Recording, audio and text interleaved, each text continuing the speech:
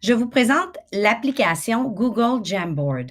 On accède à l'application en visitant jamboard.google.com, en utilisant notre lanceur d'application, donc notre Golf, et en trouvant l'application, ou encore on peut passer par Google Drive ou Google Disk si vous préférez et créer un nouveau Jamboard.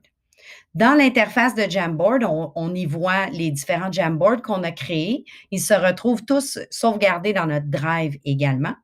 En bas à droite, j'ai un bouton Nouveau Jam pour créer un nouveau Jamboard.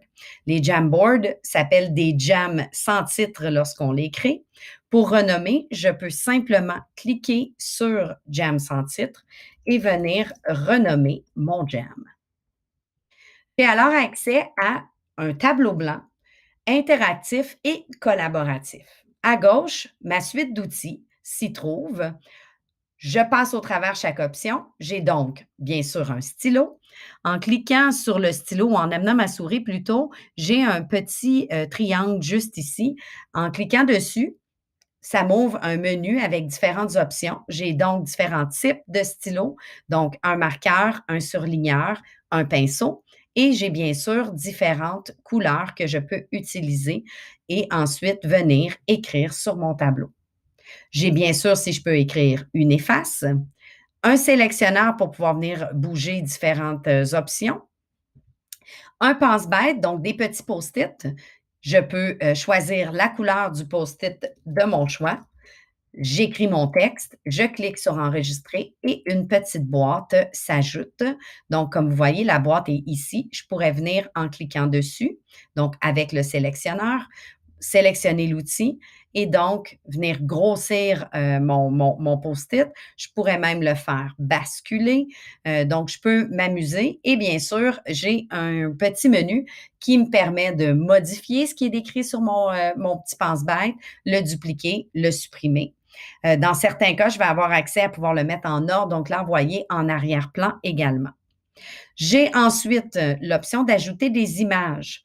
Je peux téléverser des images qui viennent de mon ordinateur ou de mon appareil mobile parce que oui, c'est disponible aussi sur un appareil mobile. Je pourrais venir faire une recherche d'images dans Google.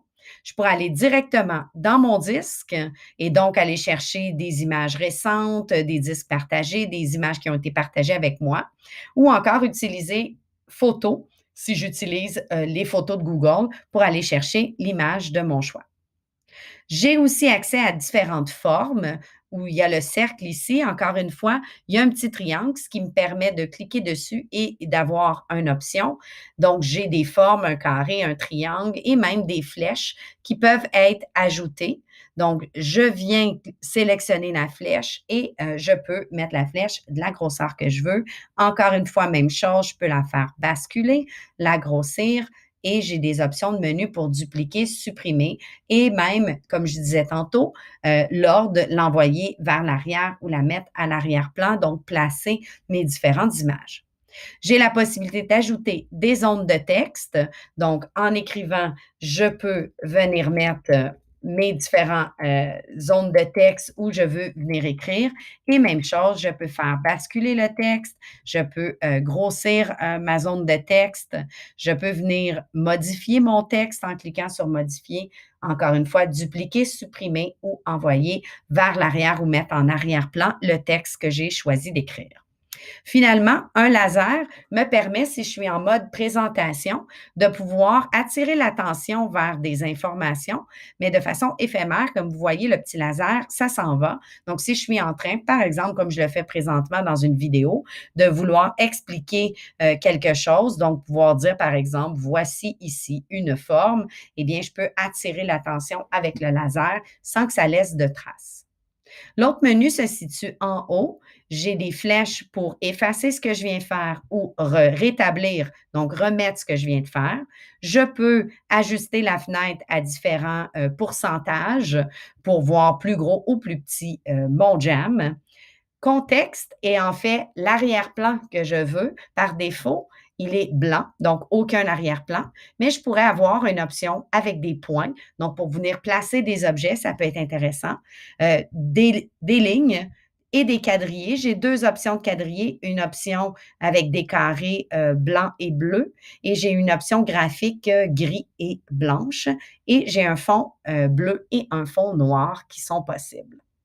J'ai aussi la possibilité d'effacer tout ce que je viens de faire et d'effacer le cadre pour recommencer ou encore remettre mes choses si c'est pas ce que je voulais faire. Quand je suis dans l'écriture, en passant, il y a bien sûr quelques petites options. On est simple dans la mise en page, mais je pourrais venir changer la grosseur d'affichage. Je peux venir changer l'écriture de mon texte et je pourrais centrer mon texte. Donc, j'ai quand même quelques petites options pour faire un peu de mise en page. J'ai une seule tuile ou, comme s'appelle dans un jam, un cadre, donc ou une seule feuille si vous préférez par défaut, mais il est possible d'en ajouter d'autres.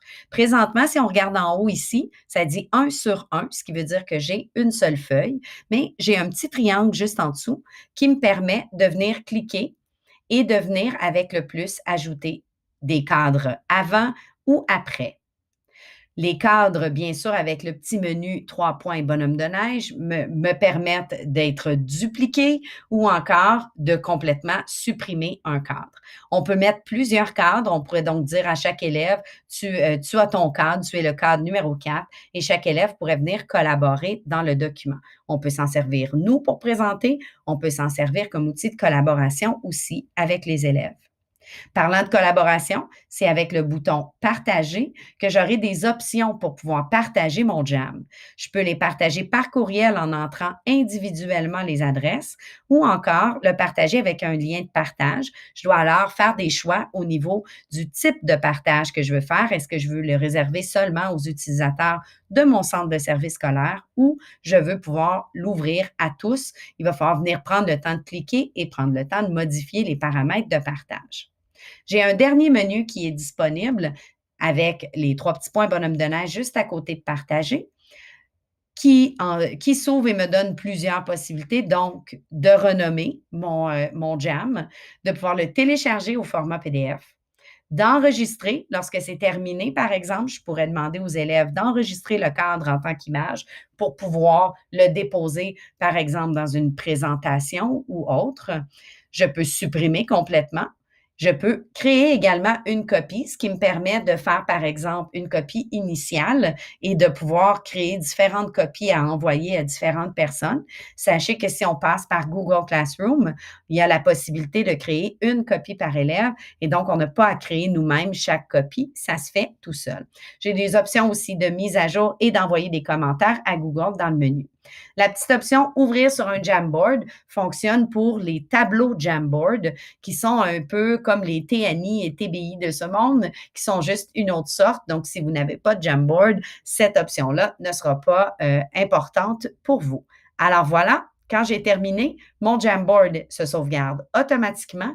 Il est maintenant disponible non seulement dans mon Drive, mais à l'écran d'accueil de Jamboard que je peux accéder en recliquant sur le petit logo. Et maintenant, j'ai mon petit Jam qui est disponible ici et je le retrouve également dans mon Google Drive facilement.